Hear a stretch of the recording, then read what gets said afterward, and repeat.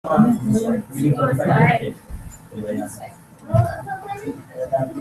you. Okay. Excuse me. Excuse me. Aku backup Aiman. Aku support dia. Benda ni yang bagus ni. Aiman, I want to be your best man. Now. So, Assalamualaikum warahmatullahi wabarakatuh. Salam. Start our program today by writing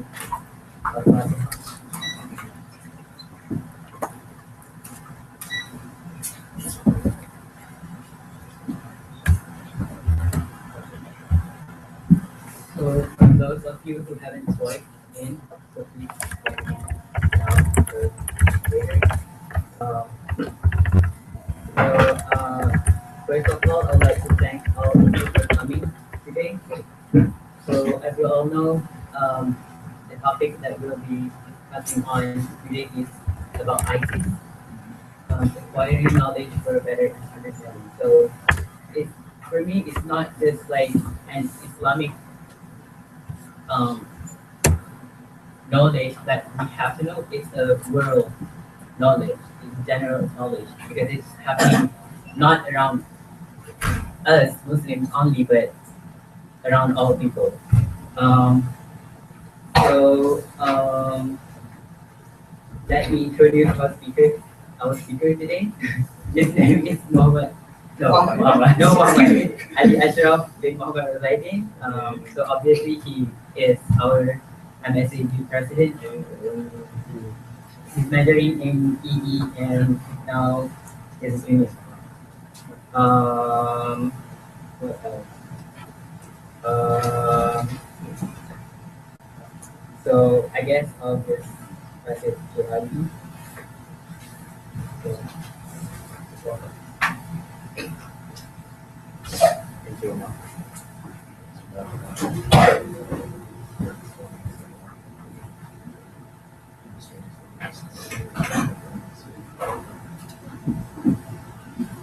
Assalamualaikum warahmatullahi wabarakatuh. Again. Now, I hope you guys don't mind, but this is supposed to be a public presentation open to everyone here on Eidul. So, in case there were any non-Malay, attendees, I have prepared most of the slide I prepared the entire slide actually in English, and so I will be conducting most of it in English as well.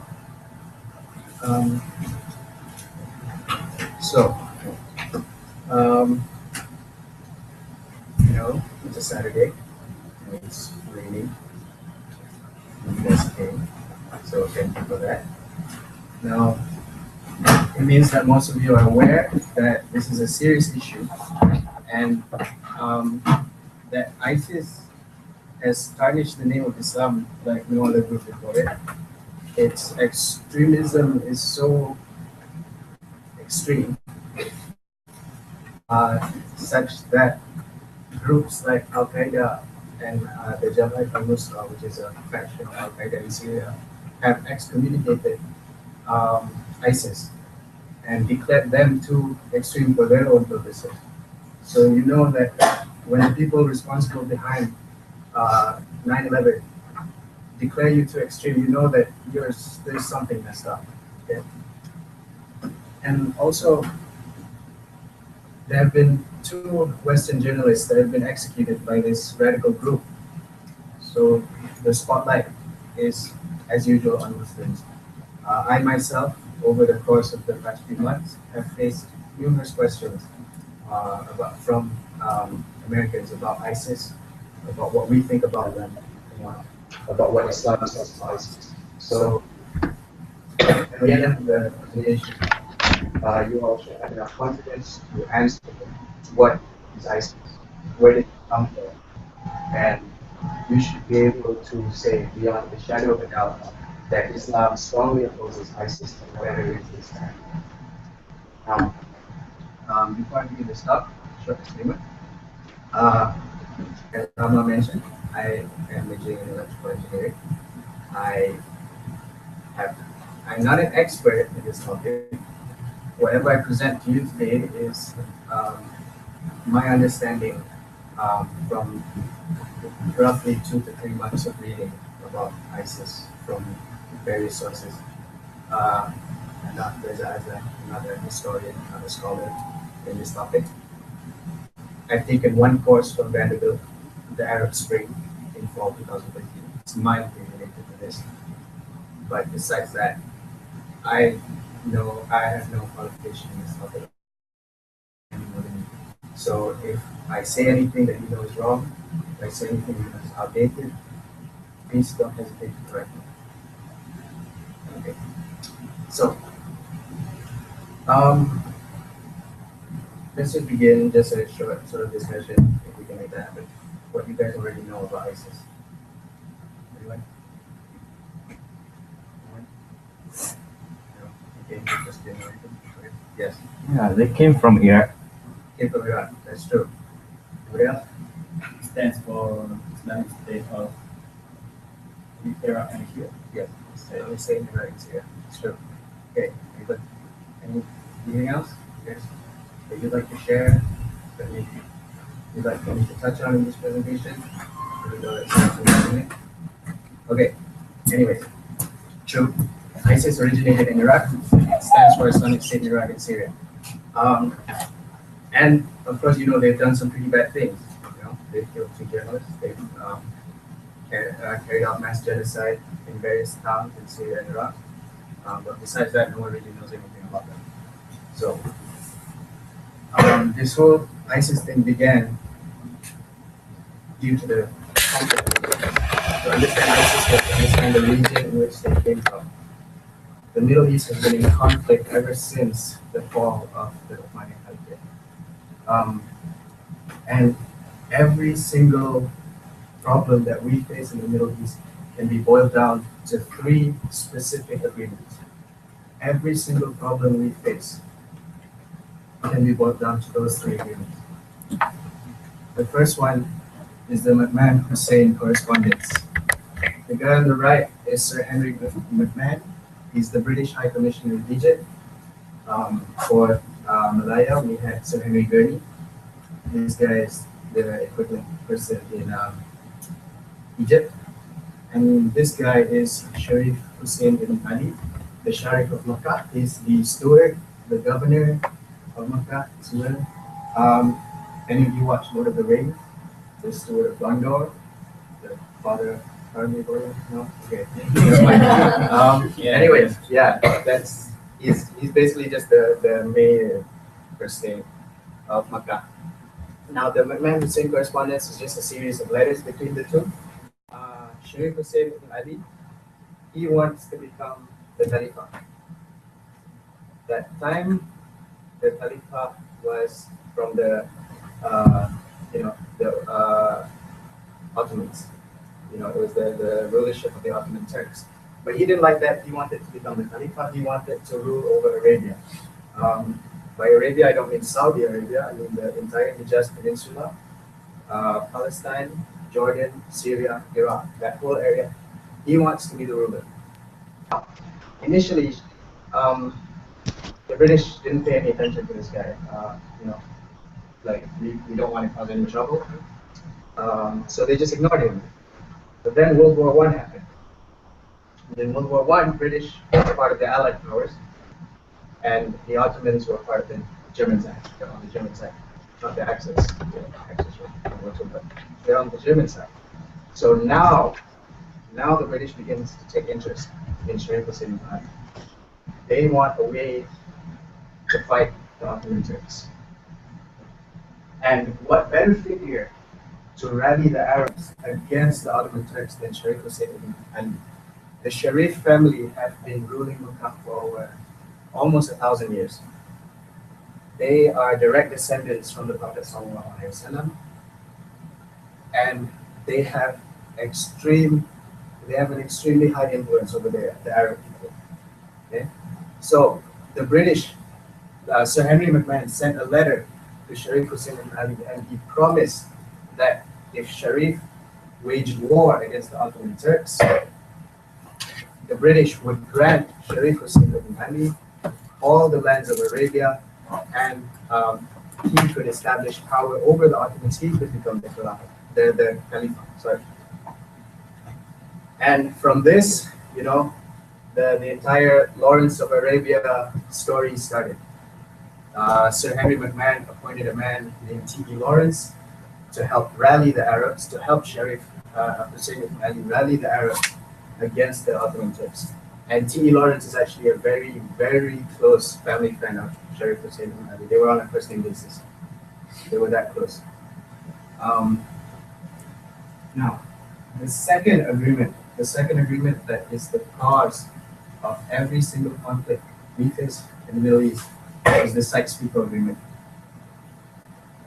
The Sykes-Picot Agreement was an agreement between the French, the Russian, and the English.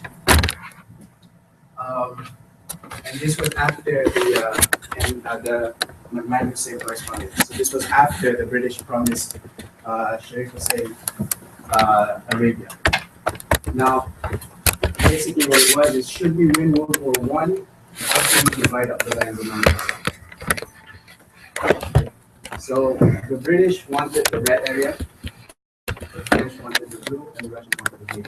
Now bear in mind, this was after they have already promised Sharif Hussein all of Arabia. So after that, they backstabbed him, they double-crossed him, they went behind him, and they said, no, actually, we're going to split it up like this, you don't get it. So Sharif Hussein didn't know that. The Sykes-Picot Agreement was a top-secret agreement. Nobody knew about it for years. Only after the Tsars of Russia were toppled, before World War I, the Russia was ruled by the Tsars, the dynasty. They were toppled. The new government wanted to expose their corruption. They found the Sykes-Picot Agreement, made it public.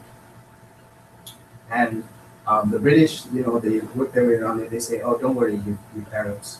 We'll deal with it when the time comes. You guys are still getting your land. Don't worry. This is just something we're saying to the French that you don't have. And the Arabs believe that all the way to the end. And the Sykes-Picot Agreement,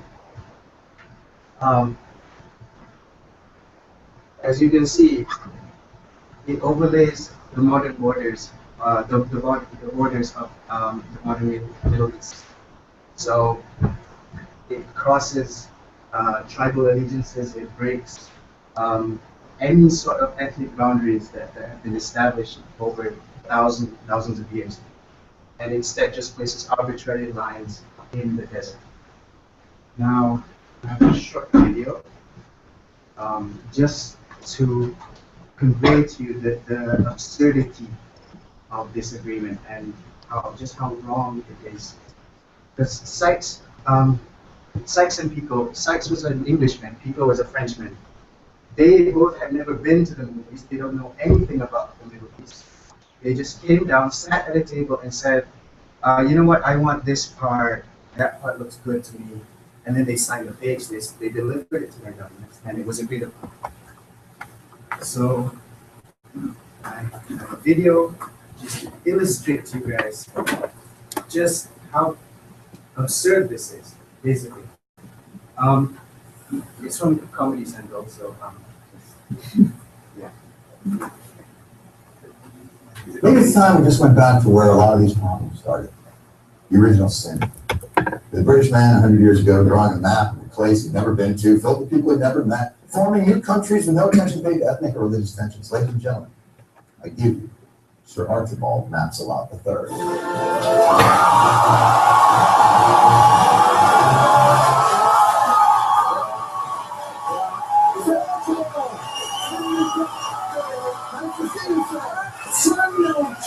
Absolute pleasure to be here, John. Now, what's all the bother about? It's actually about the Middle East, Archibald. Oh, ghastly place, never been there, don't want to. Now, India, there is a land worth subjugating, I'll tell you. I will tell you. And Archibald, it's just, the borders that you drew back after World War I, well, they've proven to be a little unstable and somewhat controversial. Really? Not the problem. We'll just talk them again. Right, well, that's the problem. You're a little cavalier about that. righty, well, this time I'll take great care. Quick scribble on the old globe. I guarantee you, before you know it, Bob's your uncle, it's gin o'clock. Let's take a look. Yep. I see a problem right here. The lines are too squiggly. Right. As my father once told me, when borders get squiggly, people get squiggly. What you want is a nice straight line, John. A nice straight line, straight as you can, like that. Lovely.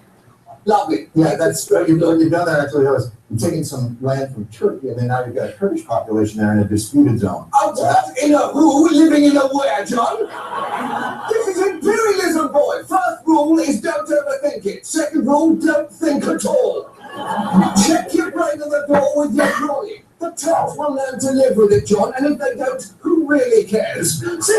See how easy this is? Biff boff, piss bosh, take out the squiggles, put in the straights. Lovely. There you go. There you go. And we're done. I'm parched. Time for naughty sherry, because if I know Arabs, John, and believe me, I do not, they like nothing more than alcohol after a good Western intervention. Right. So I understand, but right now, what you're doing there, see, that's technically Iran is not Arab.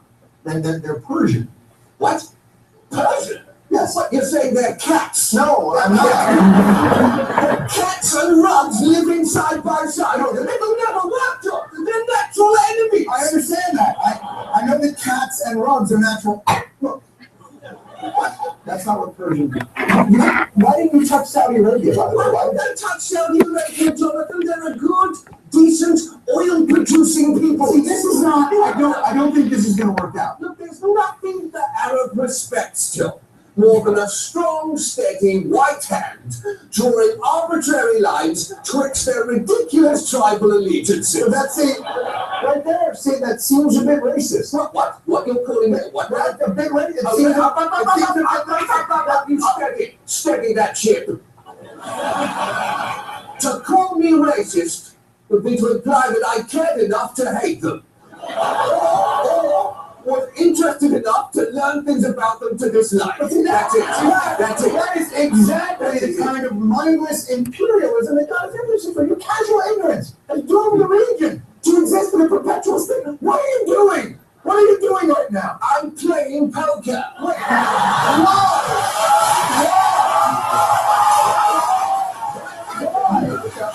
Because you're boring me, John. And this is what real gentlemen do. They play poker on their iPhones whenever they become inexplicably bored by something incredibly important. I bid you good today, sir. Archibald, we have a Okay. So, just to convey to you how absurd it all is, two men who've never been in this part of the world, who don't know anything about it, suddenly were appointed to split up the region and give it out to various people. Right? Just to point out the unfairness of it all. Most of the things said in the video, although satirical, were actually true. The people don't know anything. He thought people in Iran were Arabs. No, they're Persian. And like in Syria, northern Syria and Iran, those people are Kurdish. They're not Arabs. There's various tribal allegiances, ethnic boundaries that have been violated by the Sykes-Picot Agreement. And because of that, we have every single problem that have arisen today. Okay? So the first one was the Henry McMahon-Hussein correspondence. Second is the Sykes-Picot Agreement. We're not going to touch on the third, but it's very important. You can tell me what it is.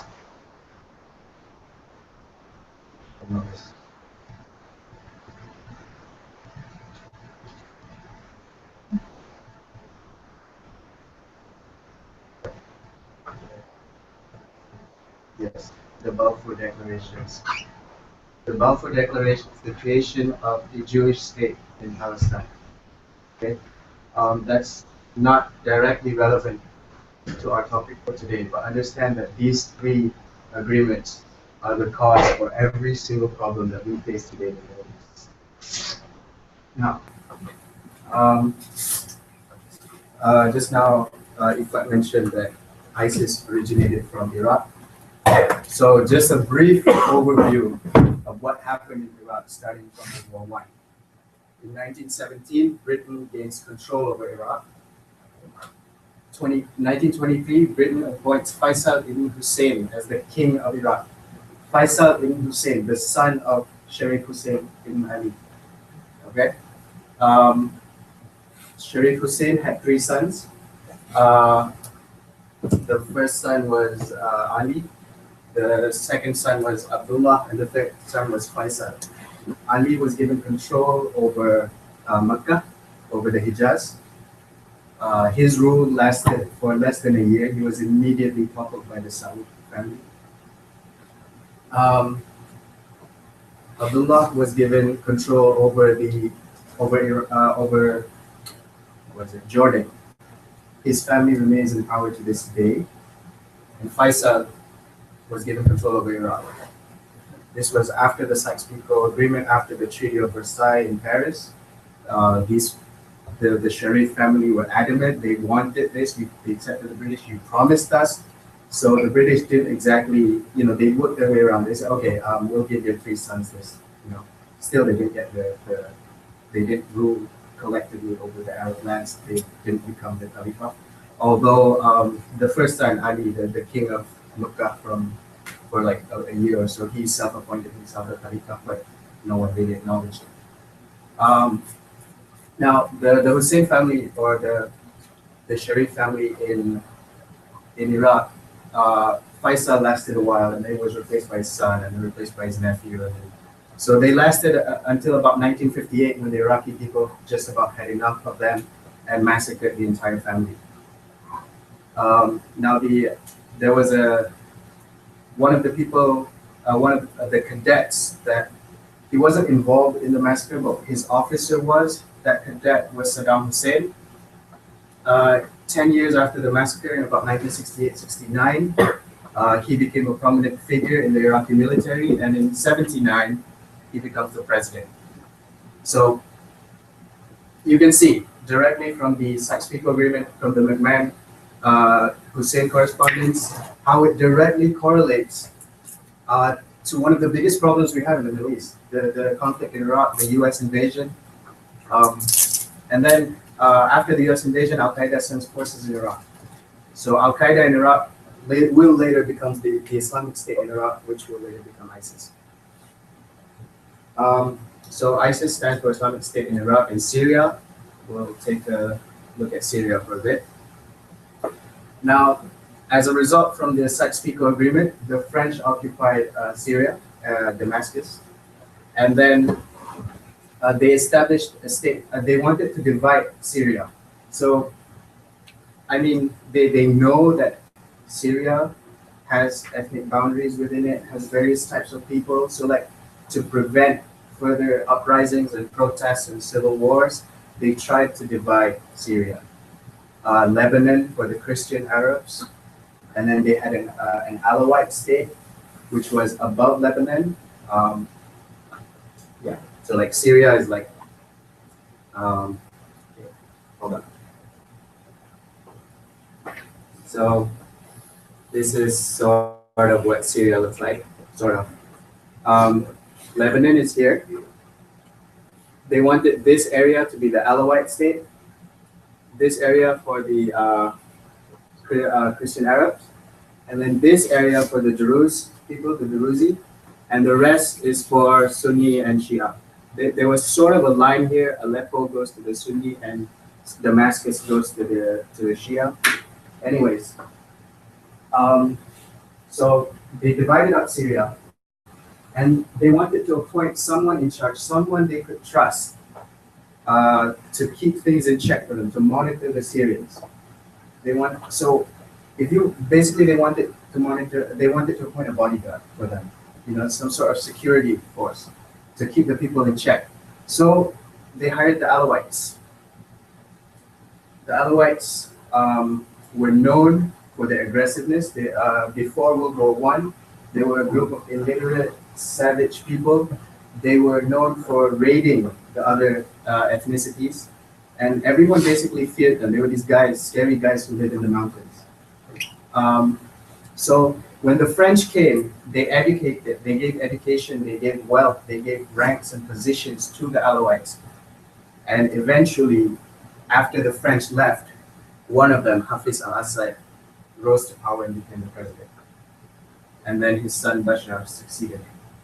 Again, you can see a direct relationship, direct correlation from the Sykes-Picot Agreement to today's problems.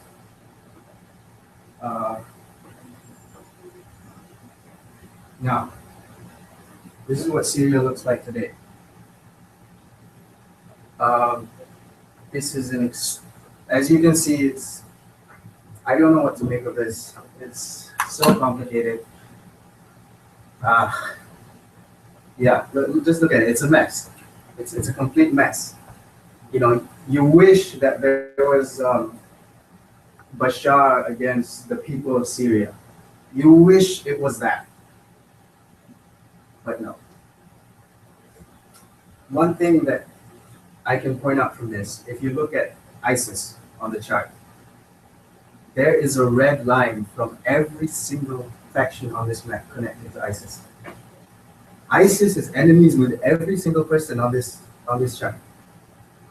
So, just to point out how messed up they're enemies with the Free Syrian Army, with Al Qaeda, with Jabhat al-Nusra, with Turkey, with Iraq, with the US, with Assad. Okay, so if you can take one thing from this map, just know that the situation there is not black and white. It's very complicated, and ISIS somehow managed to make enemies with every single person involved. Okay, this shows you how messed up they are. Now, very brief history of ISIS. They began as Al Qaeda in Iraq. So after the U.S. invasion, Al Qaeda sent forces to Iraq to fight the U.S., led by a man called Abu Musa al-Zarqawi. Okay, he was their commander. In 2006, they had one of the branches of Al Qaeda in Iraq, one of their subgroups called the Mujahideen Shura Council, decided they wanted to establish a state of their own, an Islamic state. Instead of just a militant group fighting the US, they wanted to establish a government, an independent state that would fight against the US. So from that, the Islamic State in Iraq and Syria is formed. And in 2011, when the Syrian civil war began, ISI, at that time under Abu Bakr al-Baghdadi, begins to send forces into Syria. And that time they were joined with Jabhat al-Nusra, which was Al-Qaeda's, basically Al-Qaeda in Syria. There was Al-Qaeda in Iraq and Al-Qaeda in Syria. Al-Qaeda in Syria is known as Jabhat al-Nusra or the al-Nusra Front. And in 2013, Abu Bakr al-Baghdadi says, okay, you know what? I'm going to create a state in Iraq and Syria. Now, Al-Qaeda didn't approve this, and so they excommunicated ISIS, and from then, ISIS began carrying out its horrendous acts that made it all the enemies that it had from the previous chart. Now, key players, see if you know some of these faces. That guy, you know it?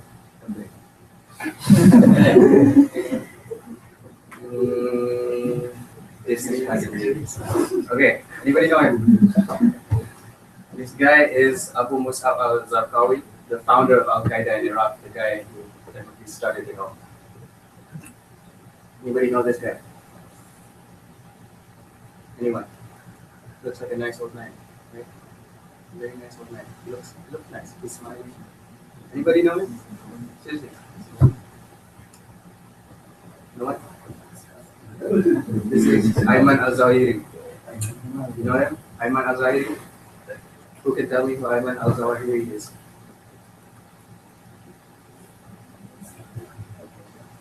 Leader of Al Qaeda. After the death of Osama bin Laden, Ayman al-Zawahiri became the leader of Al Qaeda. Now, this guy. Who knows him? There's Abu Bakr al-Baghdadi, our Khalifa. If you haven't sworn allegiance to him, ISIS will kill you. You are not considered a Muslim in their eyes. Who knows this guy? Everyone knows this guy. He's so handsome. I mean, compared to the other guys, right? Okay. Seriously, you guys should see pictures of this one. Okay, no, don't do that. Okay. This guy, put on you know it? That's John Kerry, the Secretary of State. He's the person in charge with going to these areas and coordinating all the joint airstrikes that we've been hearing about. Okay. Now, ISIS, as I mentioned, is a state. It's not just it's not just a militant group. It's not just a group of fighters causing trouble. No, they're actually a state. They have departments. They have ministries. They have people running different facets. And to explain that to you, I have a video from the Wall Street Journal based on sources within Iraq and Syria that explain how it's run.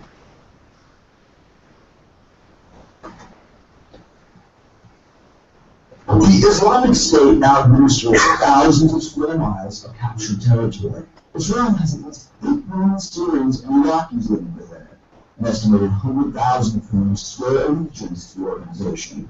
But another country recognizes that the Islamic State is operating like a government with a bureaucratic hierarchy. How's it organized? At the very top is Abu Bakr al-Baghdadi, who names himself Khalid. The functions that are estimated that of a commander-in-chief. The Islamic State hasn't publicly described the chain of command and how decisions are made and implemented. But we get outside experts have been researching the organization. One of them, Hashim al-Hashimi, a Baghdad-based expert on Islamist groups, described in detail to the Wall Street Journal that he says reports in whom the general outline of the leadership structure has been corroborated by other experts in U.S. intelligence sources. Here's how it looks. Mr. Baghdadi has 2 top deputies, Abu al-Anbari, who's responsible for Syria, and Abu Yusuf al-Turkmani for Iraq. Those deputies were former generals under Saddam Hussein. These 3 top leaders are referred to collectively as al-Imam, the Emirate. Key strategic and policy decisions for the Islamic State are made at the Emirate level, who falls under the 12 governors of the Islamic State's 12 so-called provinces, report to the 2 deputies. The 9 councils, which are referred to as Baghdadi's deputies, are responsible for creating policy and running the Islamic State. They function like departments or ministries, but to each of them handling, there's a leadership council, which reports to Mr. Baghdadi's deputies, and is responsible for making laws and handling many important decisions. Those decisions are subject to approval by Mr. Baghdadi, but they, the members of the Leadership Council, have the right, in theory, to depose the caliph. The Leadership Council gets advice from the Shura Council, which weighs in on religious and military matters. It's composed of 9 people who have versed in Islamic law. The Military Council calls the shots on fighting and defense of the Islamic State's acquired territory. Experts believe more than 25,000 Islamic State fighters are currently in Syria and Iraq. The Legal Council handles family disputes and religious infractions. It's in charge of recruitment of followers and also makes decisions on punishments, often in the form of executions. The Security Council handles the internal policing of the controlled territory, including checkpoints. Among its duties, carrying out executions. The Intelligence Council provides information to the leadership on the Islamic State's enemies. The Financial Council functions as the organization's treasury. It handles oil sales, weapons sales, and oversees cash estimated in many millions of dollars. The Fighters Assistance Council supports the jihadists arriving from other countries with funds and housing that also helps smuggle foreign fighters in and out of Iraq and Syria. The Media Council issues the organization's official pronouncements and declarations. In addition to managing Islamic State's social media and other communications, it regulates various other media outlets that serve the Islamic State. According to a Jordanian expert on Islamist groups, it has a close relationship with the Legal Council in terms of coordinating the publicity surrounding executions. At the moment, this is how the so-called Islamic State, as a governing body, is organized.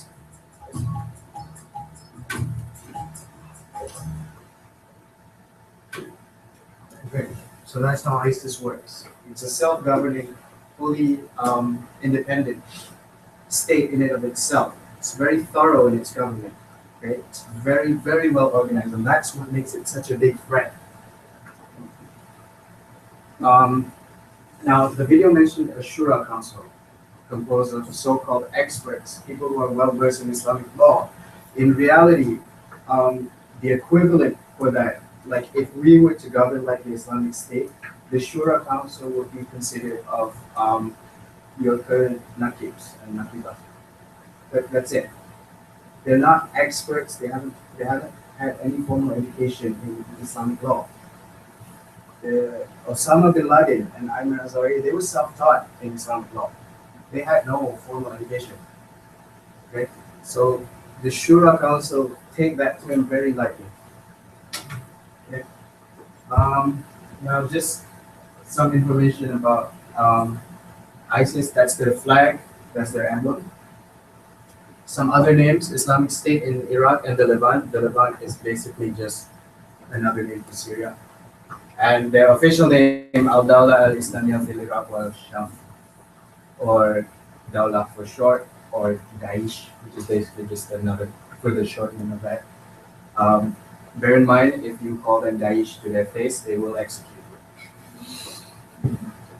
So, as you heard, the French government are officially calling them Daesh. It's a direct insult to the Islamic State. Now, over the years, they've gained large swaths of territory in northern Iraq and Syria.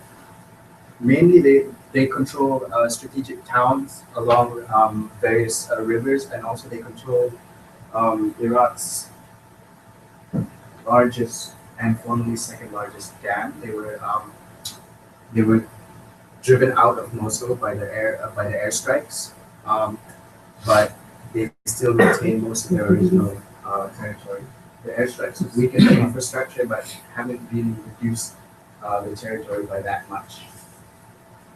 Now,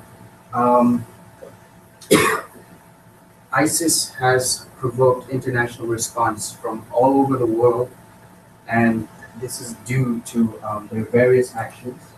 They've carried out genocide, they've carried out, as you know, executions, mass. They've taken various people prisoners that have never been seen before. In fact, there's various online forums where people discuss, about having their friends and family taken by ISIS, and you can just hear that these people, when you're taken by ISIS, basically there's almost no hope. They say, "Oh, you're just going to be a prisoner," but no, none of their prisoners have been so far documented to have survived capture by ISIS. Right? Now, as a result of that, Islamic scholars, top high-ranking Islamic scholars from all over the world have signed an open letter to Abu Bakr al-Baghdadi. In the letter, they cite that ISIS is an offense to Islam. It does not resemble, or does not doesn't, what Islam in any way. That doesn't represent Islam in any way. And also, they criticize ISIS's theology, how they're dealing with Sharia law, with hudud, and all that stuff. So this is the open letter. You can read it. In it, they highlight various points. It's a very, very long letter. I highly recommend you read it. There's almost every question that you have about the legality of what ISIS is doing. Even it clears up some of the confusion about the enforcement of Sharia law, about jihad, about non-Muslims. Every possible question that could be related to ISIS and their actions, and even some other things. I mean, in Malaysia, we have people who want to enforce Sharia law, and this is addressed in that. Not Malaysia, but like the enforcement of Sharia law.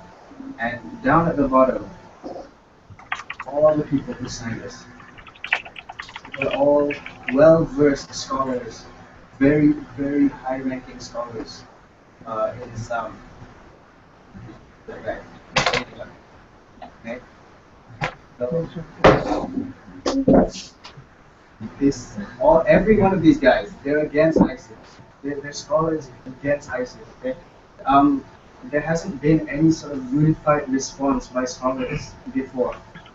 Right? This something like this. It's never really happened before. Okay. Um, so yeah. Just that's the website lettersofbaghdadi.com. I highly recommend you read this. Okay. Now, next, of course, there are the various government actions. There's the U.S.-led coalition. These were the recent airstrikes against Syria, carried out by U.S. and those countries beneath, various Arabic countries. These coalitions have targeted strategic key points within ISIS infrastructure, like their defense, their finance building, their finance center that's been bombed, their locations, their defenses along Mosul Dam in Iraq, Iraq's largest dam that's been targeted. And the Turkish military has recently sent enforced troops at borders to prevent jihadists from escaping. Okay, so jihadists who are from other countries join ISIS. They want to escape, they'll be captured by the Turkish military. The Australian and Royal Canadian Air Force have sent jets to help the US coalition. And Germany is involved. They're helping arm the British fighters for ISIS's major opponents in the Syrian civil war. This is all very recent stuff, like 1 to 2 weeks ago. So I barely know about this.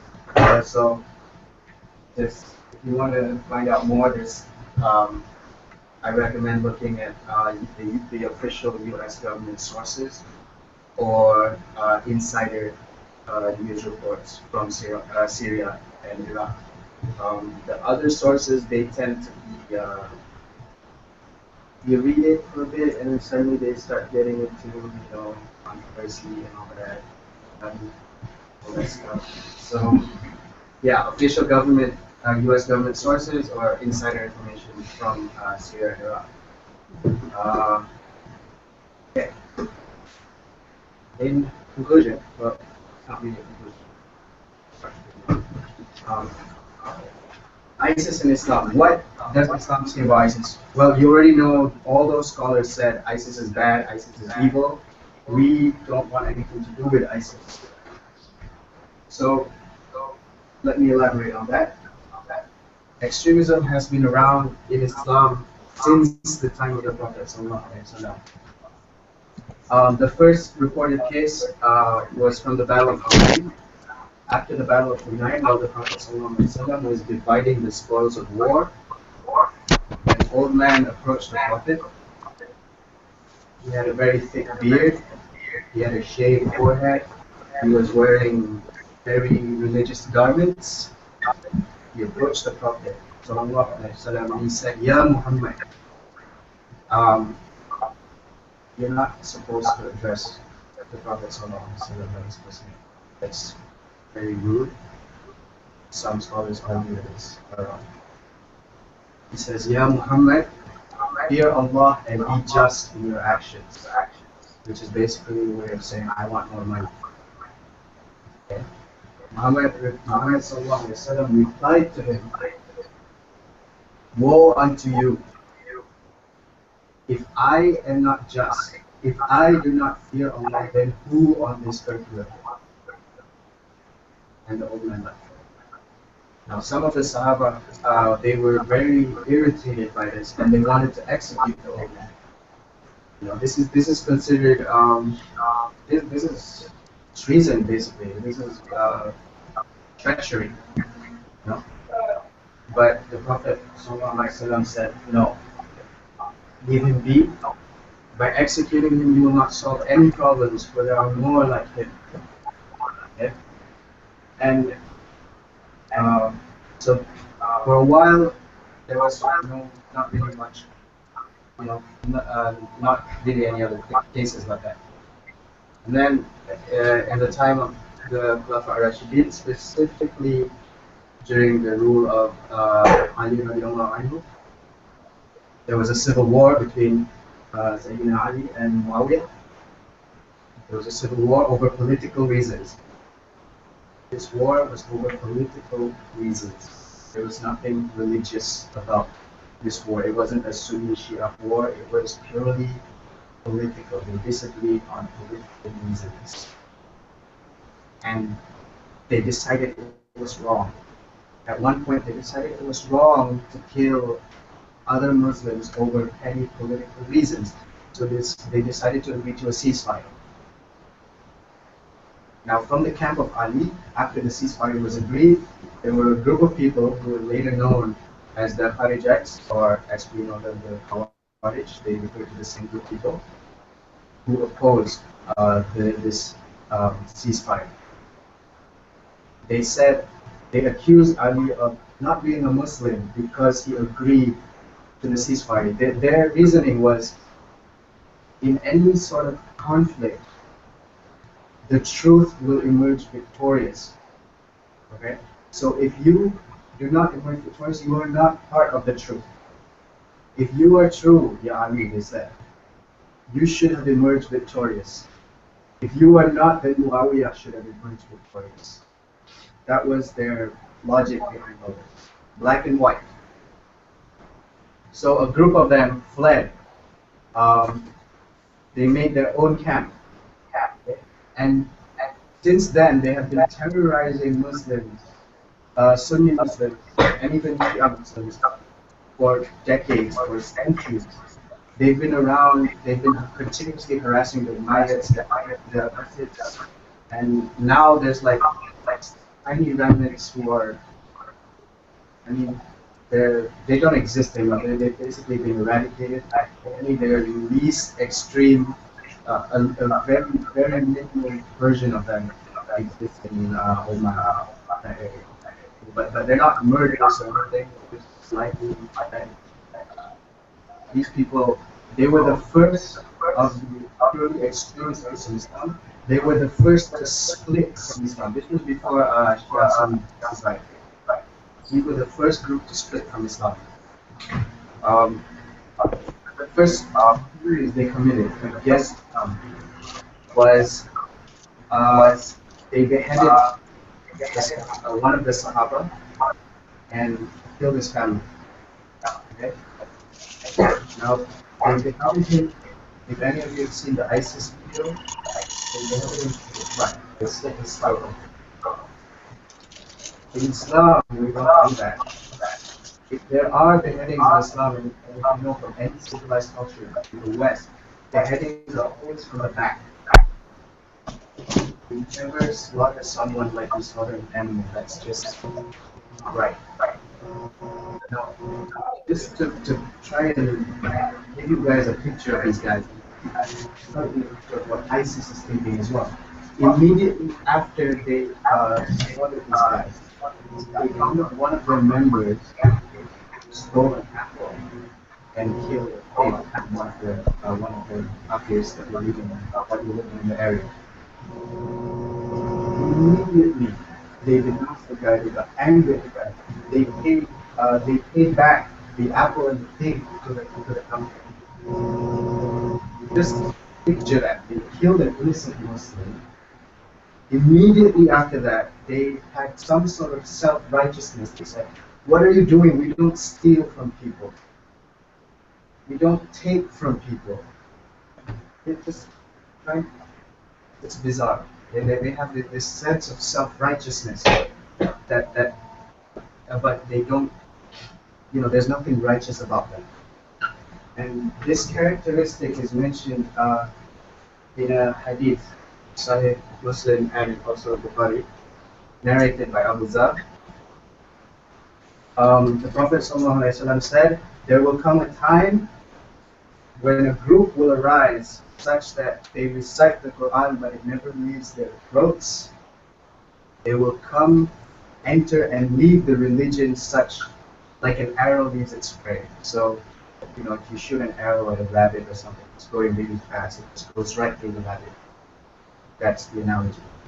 Like an arrow enters and leaves in prey and they will never return. And these people are the worst of Allah's creation. Now, that last sentence should summarize everything that this lecture was supposed to give. ISIS are the worst of Allah's creations. They have nothing to do with Islam. These people speak very flowery speeches. They seem to have a sense of righteousness. In another narration of the hadith, the Prophet ﷺ said, these people will be of the most flowery of speeches. They will be a group of young men. Their acts of worship will be such that you will look down upon your own. These guys are very, like, they speak well. Their prayers, their acts of worship is more than yours, such that you think yours is nothing. That's what these people are. But they have nothing to do with Islam. Continuation from the hadith. But they have nothing to do with Allah and Islam. They are the worst of His creations. Okay? But that first part, where they said these people are self-righteous, that's what makes this group so dangerous. They seem to be Islamic on the outside. That's what's causing the confusion. We know they're not Islamic. We know that we don't execute people. We don't execute innocent people, let alone journalists. We don't carry out genocide, among women and children. Now, this isn't the first time something like this happened either, where there was a group of people who seemed to be self-righteous, okay, who seemed to be over-pious, who seemed to have a good cause, but in the end they're nothing but good. Let me go back to the previous slide. That last name, Juhayman bin Muhammad, how many of you have heard it? Has anyone here heard of Juhayman? Juhayman bin Muhammad was a student from a university in Medina. At that time, Saudi Arabia was beginning to import people from outside, and with oil and everything. So at that time, Western culture began to take an influence on Arabian culture. At that time, alcohol was being sold for the first time in Saudi Arabia. Music was for the first time being sold in Saudi Arabia. Western television, Western music was for the first time being broadcasted in Saudi Arabia. And this guy, Juhayman bin Muhammad, he didn't like that. So he started a grassroots movement. He started a grassroots movement, got a couple of followers, and he did basically like what we're doing. We're spreading awareness about Islam. We're saying this is wrong, you shouldn't do that. This Western influence on us, it's wrong. Basically, good causes. Okay, they're saying to people, don't buy alcohol, don't listen to music excessively, don't pay no heed to this Western culture. Okay, and then from that grassroots movement, he began to develop another organization, a secret organization, composed of his most hardcore followers. Now, these guys are the type of guys who walk down the streets of Medina. When they would see a music store, they would break the glass, take all the cassettes, and destroy the place, basically. So they've been in a couple of arrests. Okay, obviously the police didn't just stand by, they've arrested this group. But what happened when they were arrested?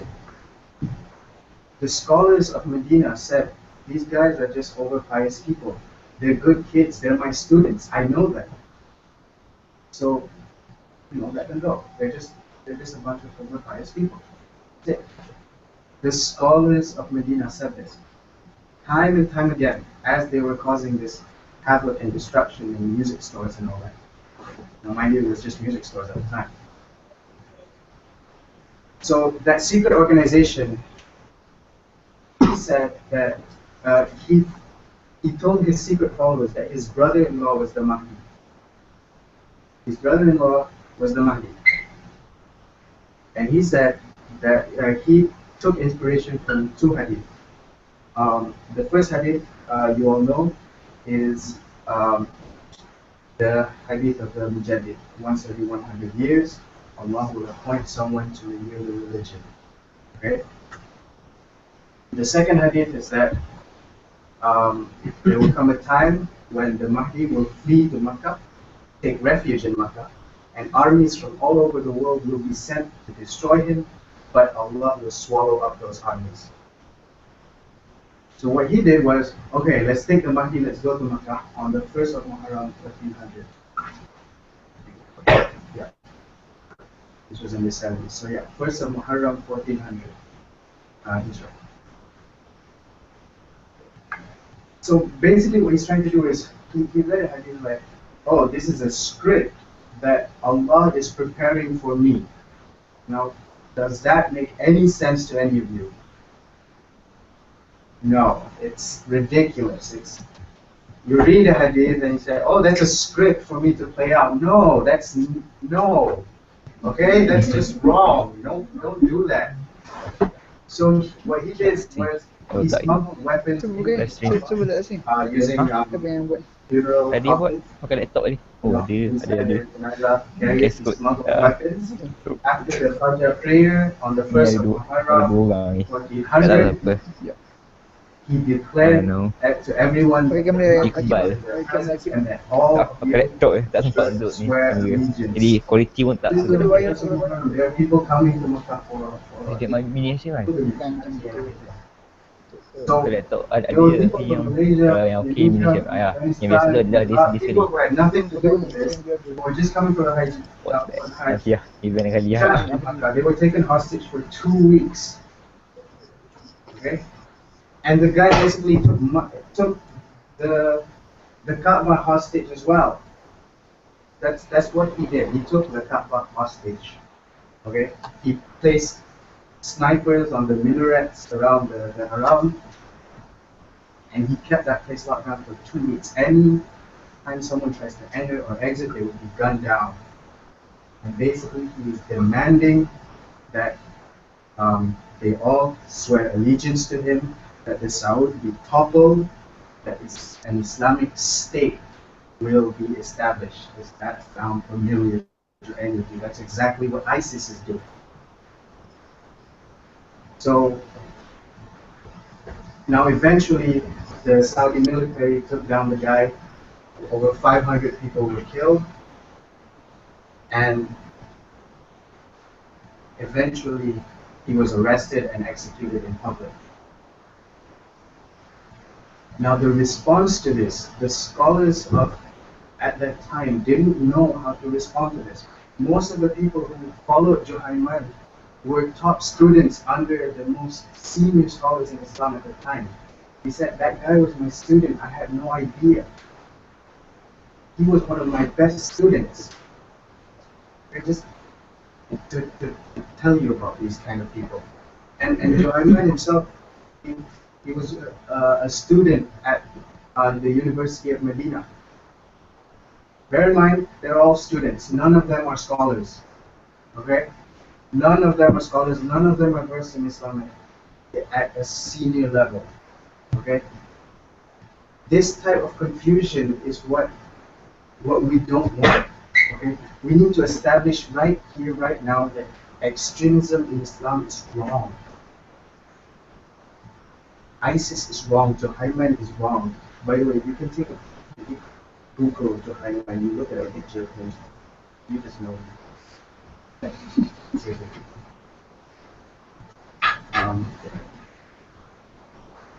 Okay, anyways, so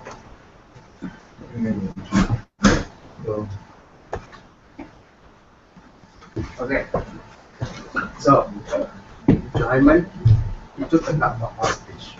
Then from Juhayman, someone was watching the news in Afghanistan. Someone in Afghanistan was watching the news saying, oh, that guy, he was up to something big. You know, I really like his ideas. Yeah, he was extreme, but he is onto something, and I should follow his footsteps. Osama bin Laden. Okay? Because of Juhayman. Now, before Juhayman, Osama was not really an Islamic person. After Juhayman, he began to study Islam on his own. He founded Al Qaeda, and here we are today, dead. Followers are still doing stuff. Okay. So, again, the hadith. These kind of people are nothing but Islamic, and they are the worst of Allah's creations. So, these extremists, as in conclusion, these extremists, there will be some people who say they're right. There will be some people who are, you know, if you look at ISIS's recruitment videos, they're very well made. The narrative is very strong. They're like army level videos. They're really, really good. Okay?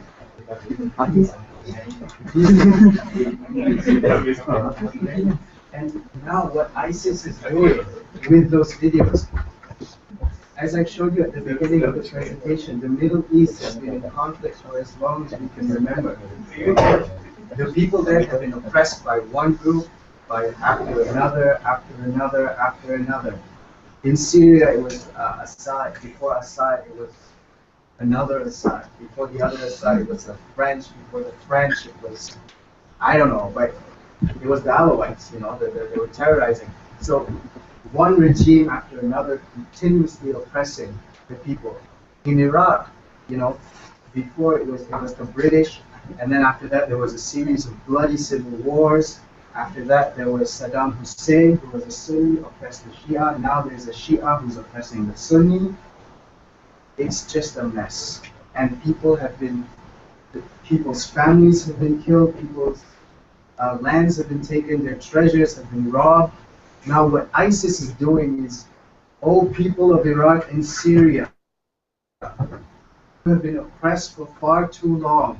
You have watched your families being slaughtered in front of your very eyes. You've watched your land being taken from you, your treasures being taken from you.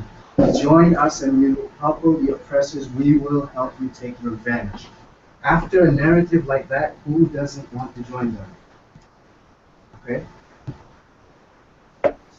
That's why it needs to be made very clear that these guys are not Islamic. They're using Islam. They're hijacking the name of Islam to gather support. They're sweetening it with a narrative of vengeance and revenge and taking back what is yours. That's how they gathered so many people. That's how they gave the so-called success, if you will, that they have right now. But we need to know, beyond a shadow of a doubt, that what they are doing is completely wrong and completely un-Islamic.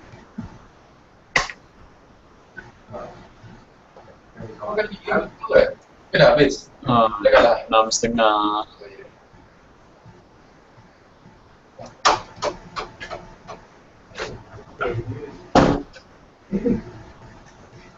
Tuesday, any questions? Does it have any like official websites? Any sort of social media that they try to establish is immediately blocked. Normally, I try to find their official sources on Reddit. I mean, no, come on, Reddit has some quick good. Give it a shot. But seriously, I can recommend a few sources, but they're on places like Reddit, which is not necessarily a bad thing, but you know that Reddit is just a collection of information shared by users from around the world. Their videos can be found on Lively. Lively is like an uncensored version of YouTube, so trust me. Actually, no, don't go on Lively.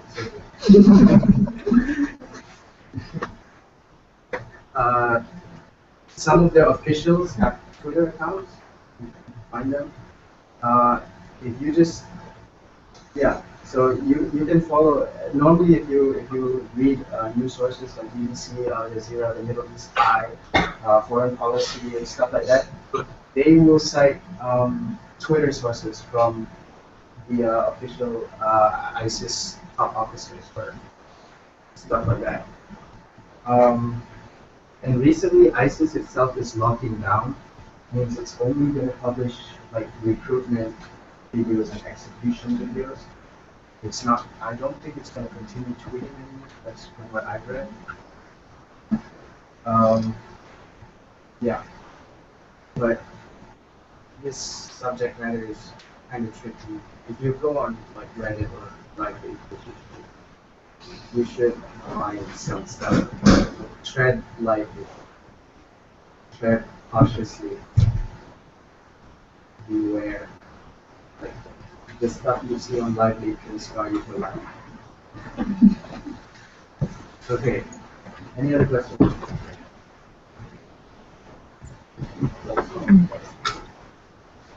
Yeah. Any other questions?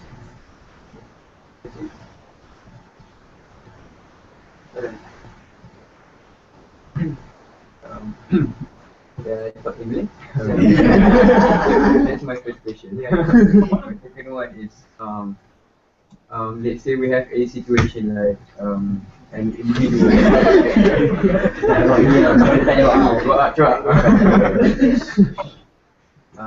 Okay, like we have an Muslim individual, like he wants or she wants to change, and um, and of course, like he needs something. I mean, a religion, and specifically Islam, and he really wants to change. And at one time, he realized that, oh, this is this is extremism. So why should I change? Because it's an extremism. So that girl or that boy will not change at all. So, from what I understand, I don't know much Islam. And then there, he reads about ISIS and everything, says Islam is extremist.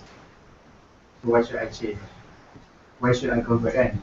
Um, it's not from a non-Muslim to be a Muslim, but it's more to be Oh, from a Muslim to be better okay, Muslim. okay, I get it. One, you can show them this hadith. Okay, those extremist groups are in Islam. Okay. Second of all, you can tell that there are two forms of extremist Muslims. One is ISIS. The other is those secular type Muslims who don't do anything. Okay? And that what true Islam is a middle ground. They already did. Okay? But just show them this idea, technically correct. Or the open letter from the scholars. Letter2Baghdadi.com. Do you need that website? Tell me to read it. It addresses most of the issues. Go ahead.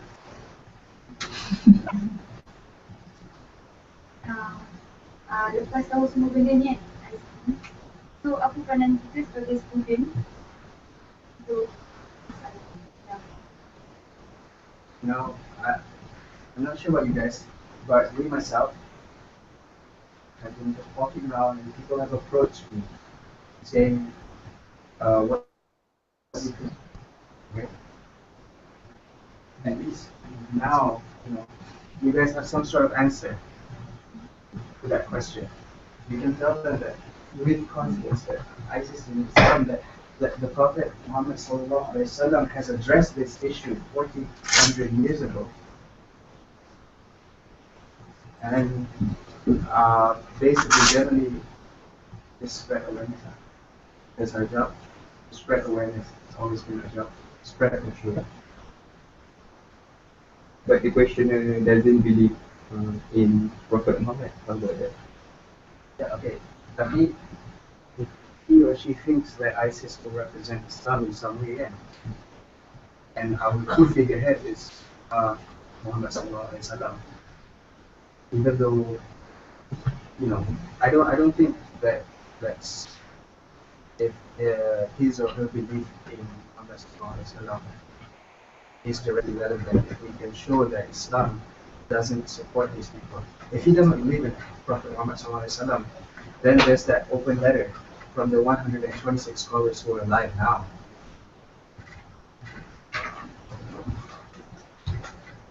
Any more questions? Can you define more what is extremist in Islam? Is it under the, does it have does it have any relationship with the Munafiq? Um,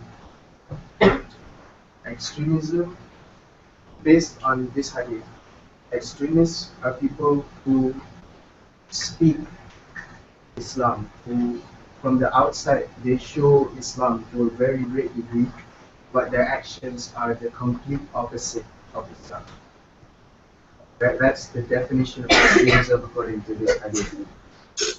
They show, they speak and act as if, outwardly they show as if they're Islamic, but their actions are the complete opposite of Islam.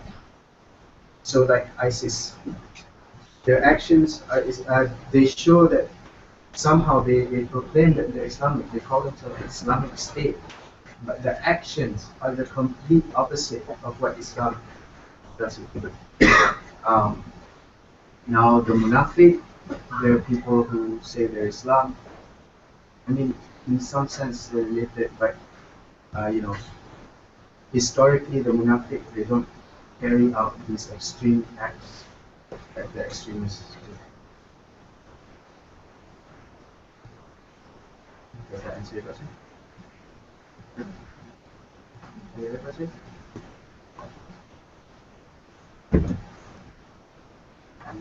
Very much.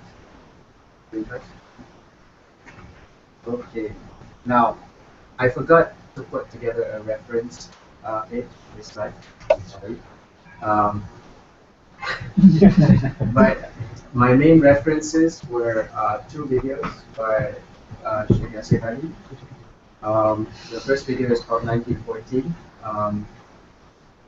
The 1914 and then something modern Muslim. And then the other video is a khutbah titled Kharijism and Extremism in Islam.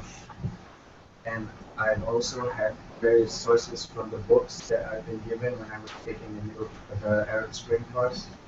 But if anyone wants a full list of references, just email me and I'll give them to you. And I highly recommend that you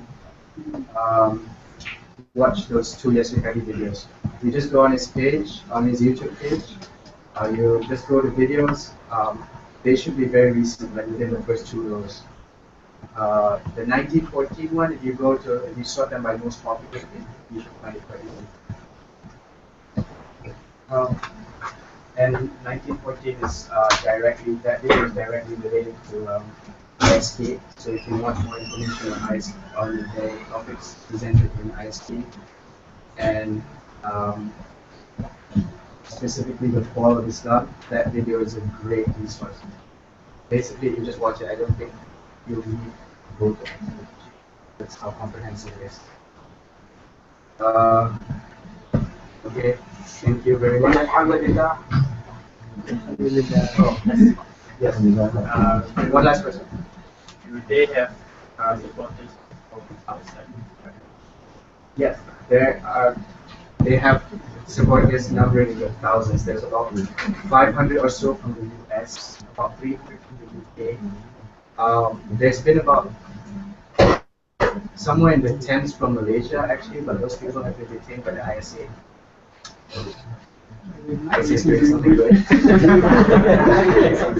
Yeah, so when the ISA does something good with regard to the topic, you know how messed up they are. If the ISA can solve it. Anyway, but yeah, and then like in that video I showed you by the Wall Street Journal, they have a Foreign Assistance Council, which deals with, they have an entire ministry dealing with people coming from abroad. Can you please summarize all your reference and sources on a page and publicize it on the event page? Yeah, okay, So I'll do that, and then yeah, I'll put it on the event page on references. Um, so, if there are no other questions, I guess that's all for today. Thank you very much. Assalamualaikum.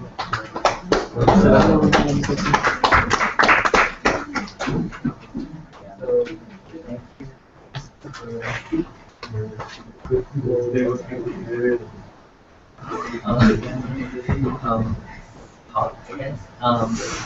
So, so what can we conclude from this is ISIS is totally not related to Trump. Um,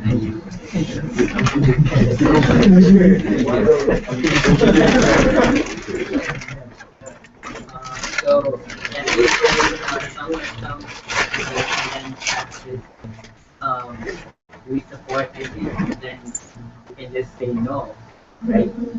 No. I don't know what else I want to conclude. So I think that's just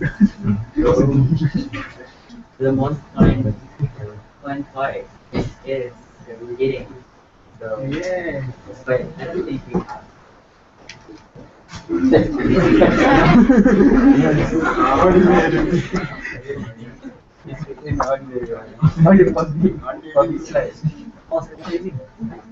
So while waiting, I have another video for you guys. Basically just a summary. Just when you thought you were upgrading the soap because you hadn't heard about it for a while. Oh dear. Just when you thought you were upgrading the soap because you hadn't heard about it for a while, everything's back to murderous chaos and terror. What happened? In 2003, the US invaded Iraq because of its alleged connections to terrorism and weapons of mass destruction. At the time, Saddam Hussein, a brutal dictator, ruled the country. He was part of the Sunni minority and suppressed the Shia majority. Iraq was conquered fairly quickly, but the US had no power for the country. The until then suppressed Shia majority took over and began pressing the size because suppressing other things has proven to be such a good idea. Okay, you guys can just start taking your food. This is basically just what I've been saying.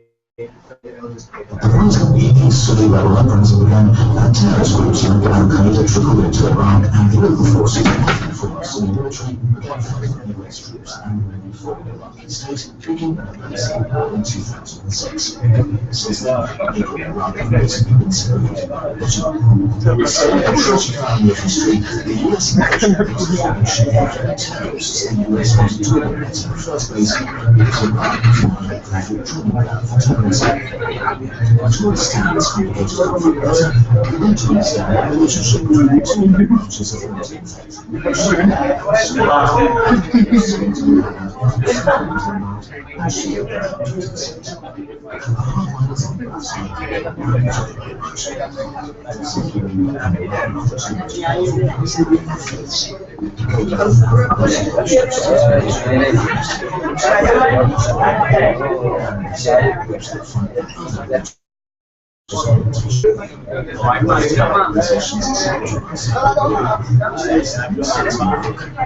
Yung sila kay panigian, hindi na tatang okay, conclude.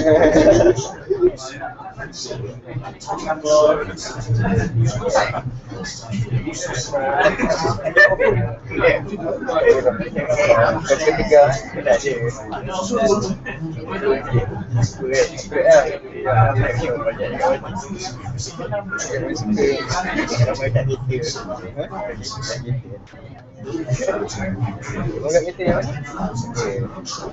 Aku juga yang kasih jenis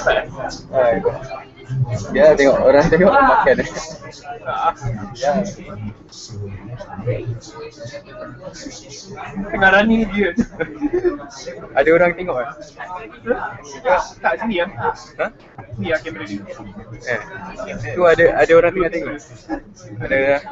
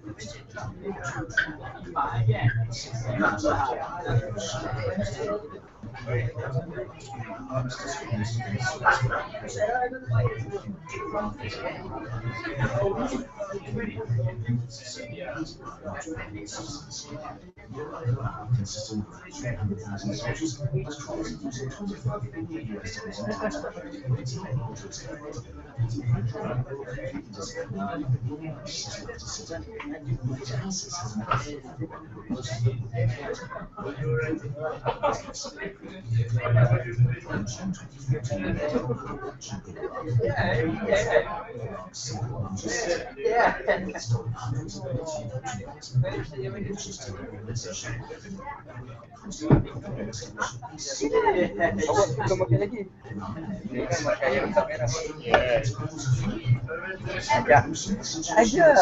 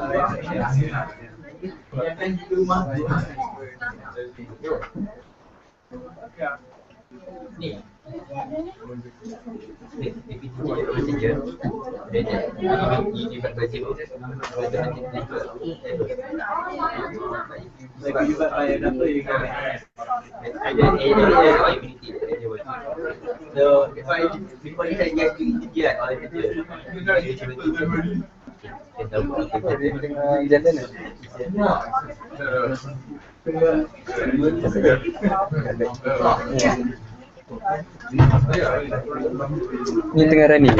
Siapa yang ada? Macam nak tengok ni. Pizza dia. Pizza. Thanks sikit dah.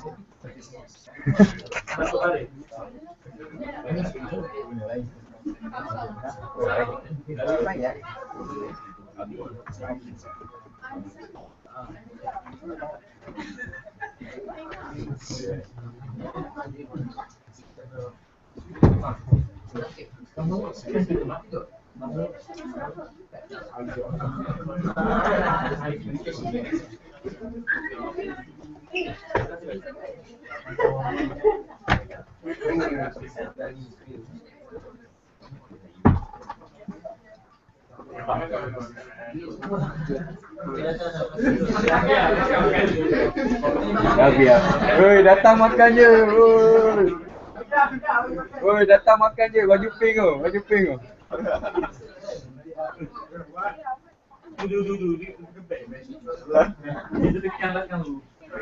Baik. Ya, baik. Macam mana? Tapi ya.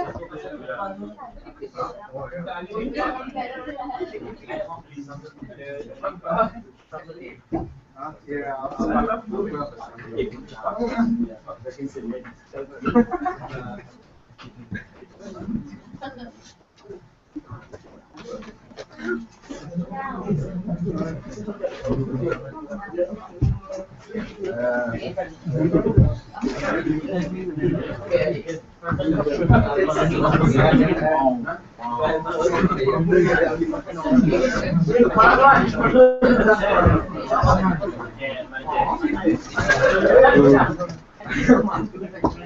datang makan ya.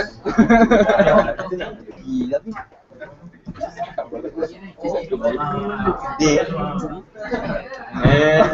Ada bagi balik ni kau? Jangan.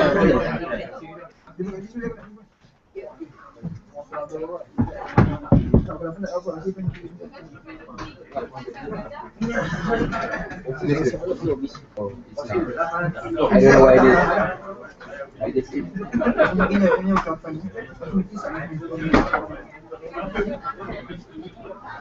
الحمد لله نحمده ونستعينه ونستغفره ونعوذ بالله من شرور انفسنا ومن سيئات اعمالنا من يهده الله فلا مضل له ومن يضلل فلا هادي له واشهد ان لا اله الا الله وحده لا شريك له واشهد ان محمدا عبده ورسوله Jadi kita datang malam kan? Ya, aku nak cari ayam. Kalau betul nak datang, aku cari ayam. Apa? Nak mau apa? I have all my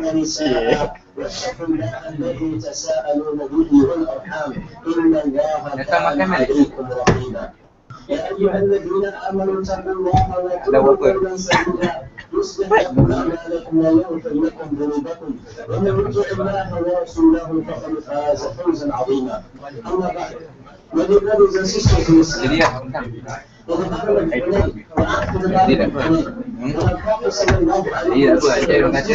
tak ajak lah.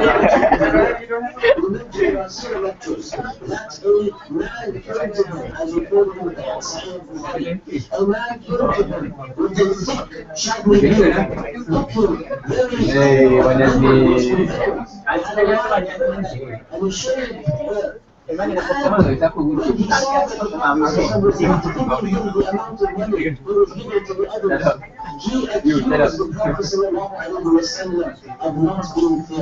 He said, Ya Muhammad, i'dil. He addressed him with his first name, which is something that is extremely disrespectful. In fact, it is not allowed in our Sharia to address the Prophet in his first name. He said, Ya Rasulullah, Ya Nabiyullah. And the Prophet came and spoke to him in a harsh, directed manner, and said to him, Fear Allah and be just. So the Prophet said, Better you do it.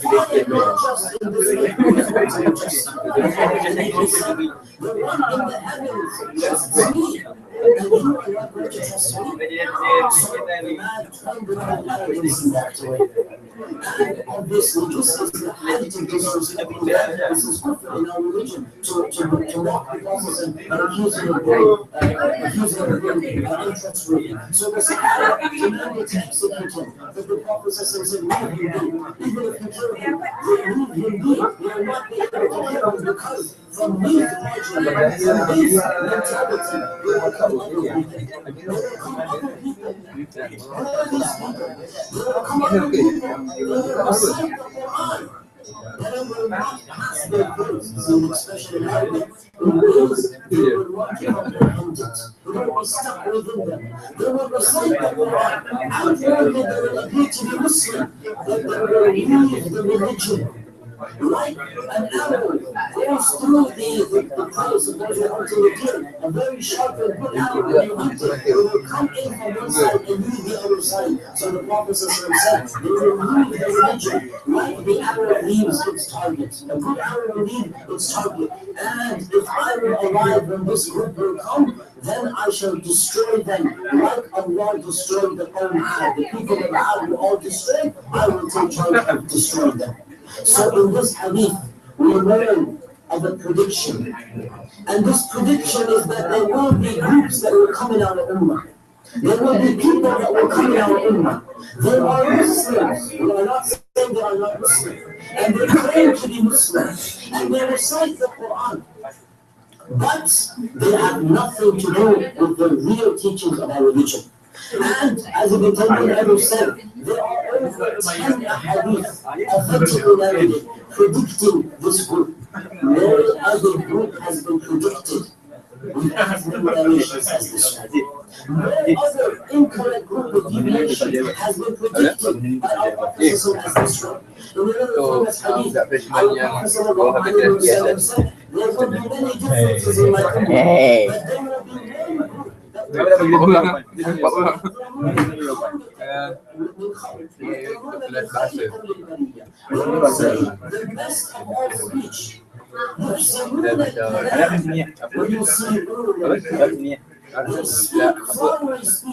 Sosiologi ke kelas asal. Ada. Dulu kau tak? Geologi tak. Dia macam tak semua asas tadi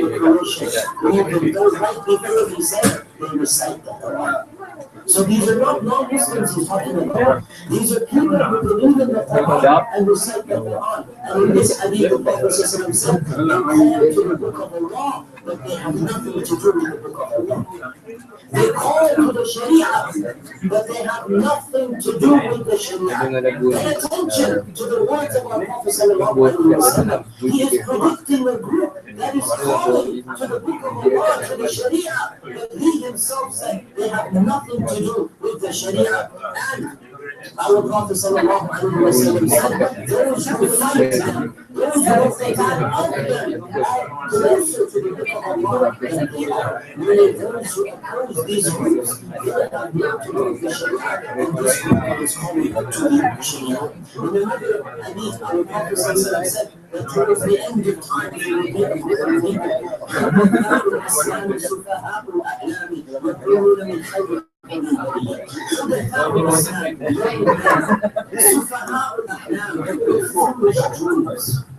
So this group is not going to be the elders of the Ummah. They're not going to be the wise people of experience. They're not going to be people of knowledge. They are a young group of over-zealous individuals. So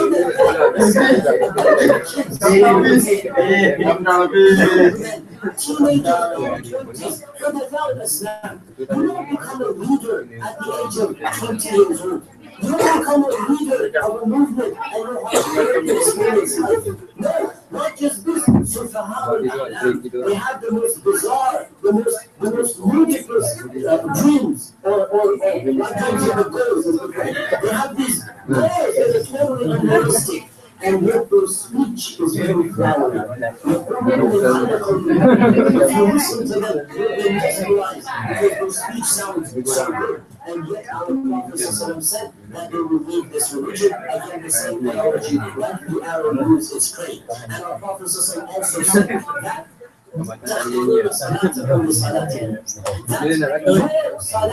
lagu iklan ni sebab tinggi lah lagu kalau kau nyanyi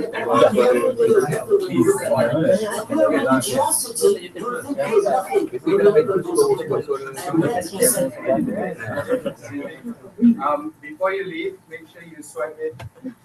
If you have any help, yeah, swipe out. Make sure you swipe your card. Sorry, story sister. Jadi kau baca. Wow, sorry kamu.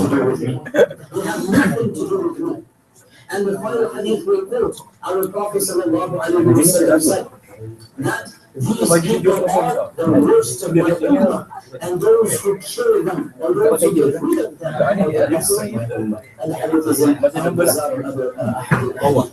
so the Prophet sallallahu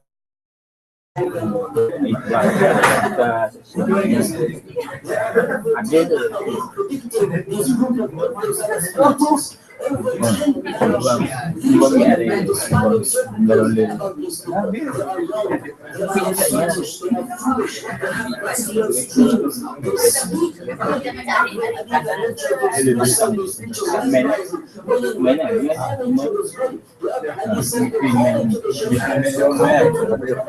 Bisa apa? Ha? Bisa apa? Dia main ni. Sekejap lagi. Tadi dah. Ni apa? Kita buat event dari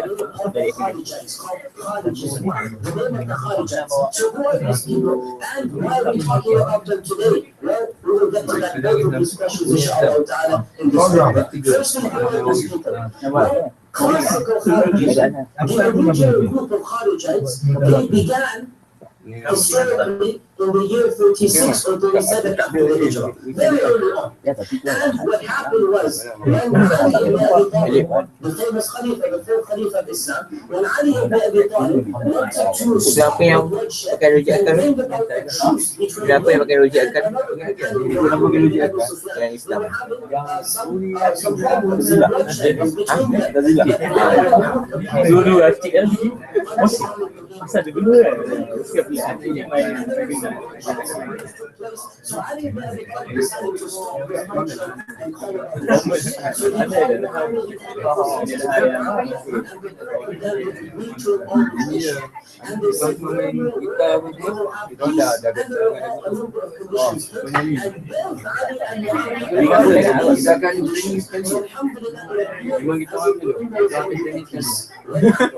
Lepas tu muak jadi kalau tengok video yang sebenarnya si pen yang dia salah masuk simbol main bunyi kan dia kata masuk lambat sikit masuk awal bunyi yang masuk bukan lepas tu ada bintang salah masuk kita jumpa letak dia berhenti dia tu lagi lepas tu dia stop kalau lepas tu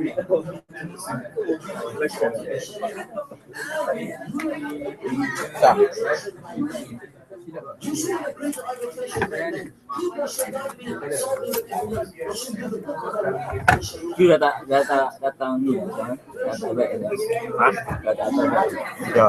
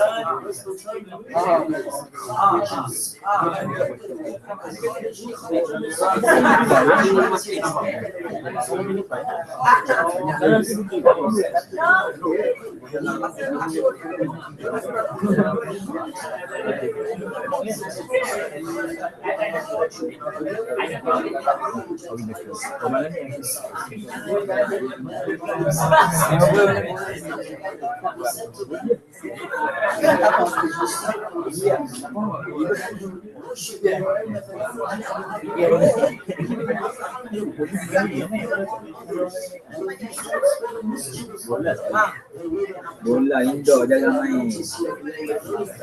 Bola benar. Lain kita boleh lah, kita main bola itu sebab dapat.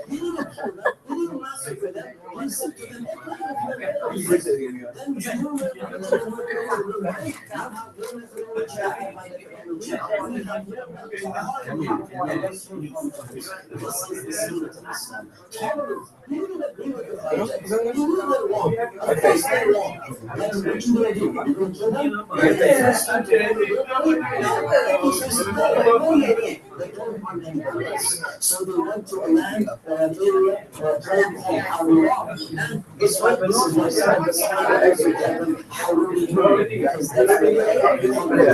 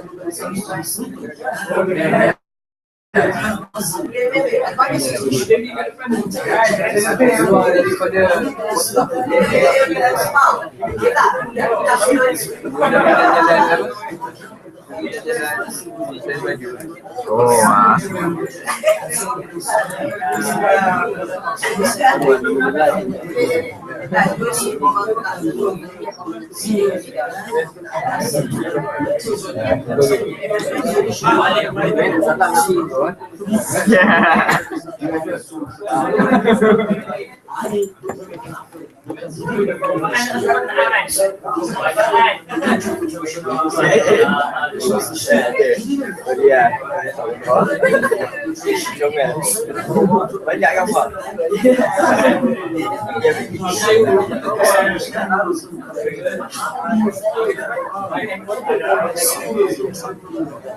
And he gave examples from the Quran. Allah says in the Quran, Allah says in the Quran, you cannot resolve it. And let the right and solve this dispute between them.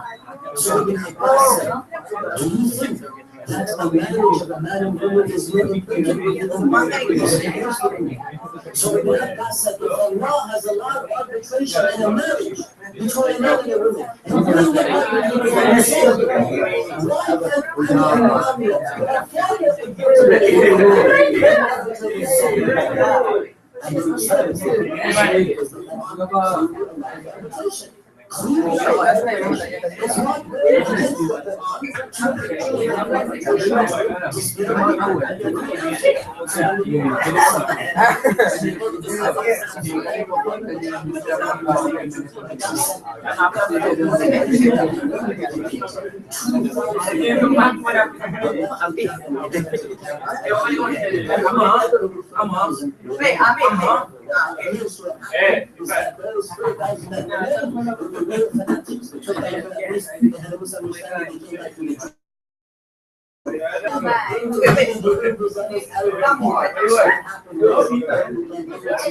Muslims were passing by, they began stealing, they began doing this and that, and eventually the worst thing that they did was that the children was not eliminated.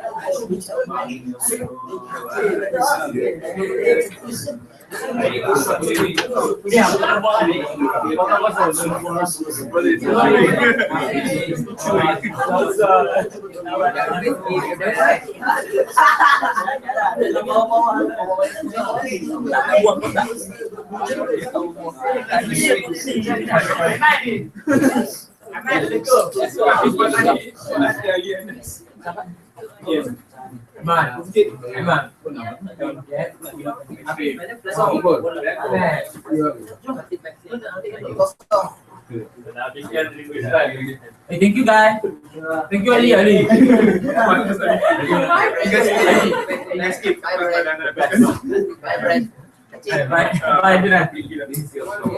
Bye.